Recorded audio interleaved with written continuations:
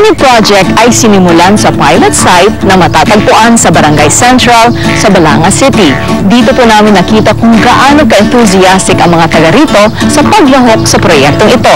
Tara na't alamin natin ang kanilang kwento.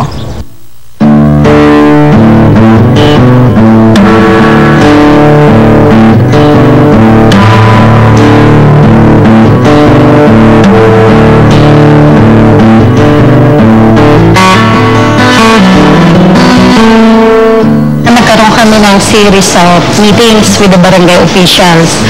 Una natin pinatawag ang mga kapitan para i-introduce yung program na Kaanib. So pinatawag din natin ang mga committee chairman na agriculture na kung saan sila ang katayat namin sa barangay level para mag-implement ng nasabing programa. Nagpatawag po kami ng pulong. Pinatawag po namin yung mga samahan po rito sa aming barangay at tinulong po namin para mapag-usapan kung sino po ang pwede namin makaisa, makatulong dito po sa proyekto ng City Agriculture. At lahat naman po sila talagang nakiisa, tumulong para po sa ikagaganda po nitong programa pong Kaanib. Actually, meron kaming 300,000 na annual budget para dito sa project. Pero sa ngayon, wala pa kaming masyadong cash out dahil nakakuha kami ng mga libreng vegetable seeds sa provincial government na siya namin ipinapamahagi naman sa mga barangay na merong Kaanib program.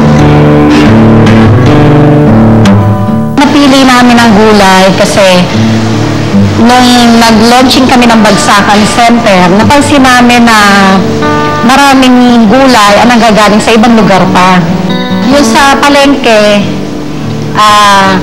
doon dinadala yung mga farm produce dati. Kaya lang, talaga wala silang area na purposely para doon sa mga dinadala ng mga farmers. So, yung Bagsakan Center, natutuwa nga kami at tinulungan kami ng Department of Agriculture dahil nakakuha kami ng grant na 1 million para sa Bagsakan Center.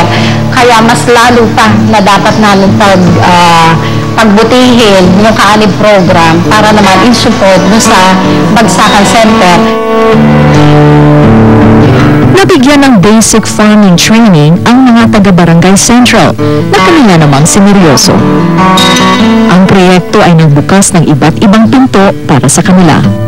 Natuto po ang mga kabarangay namin na magtanim at yung mga bakanting lote na sa halip na tapunan po ng basura, ginagawa na lang ho namin at tamnan, linisin, ganoon po.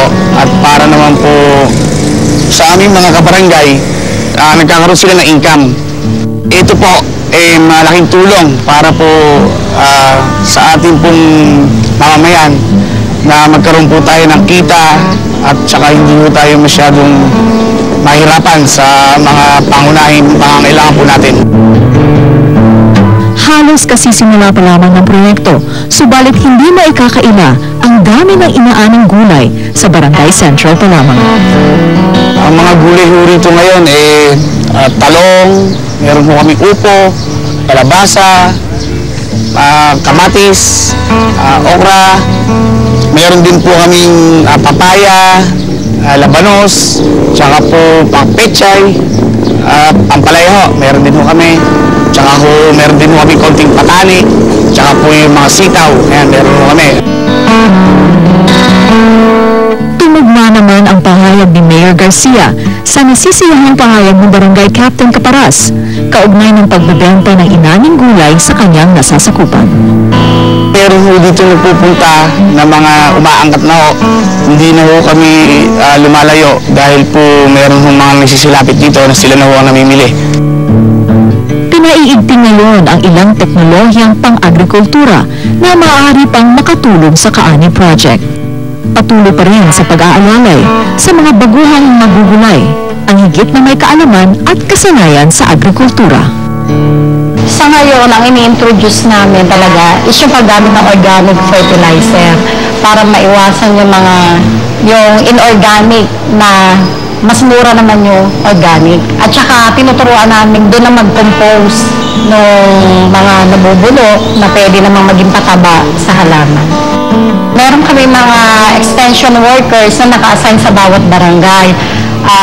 everyday lumalabas yan para i-monitor yung mga pananim. Ganyan din, tumutulong yung Provincial Agriculturist Office para sa pag-monitor.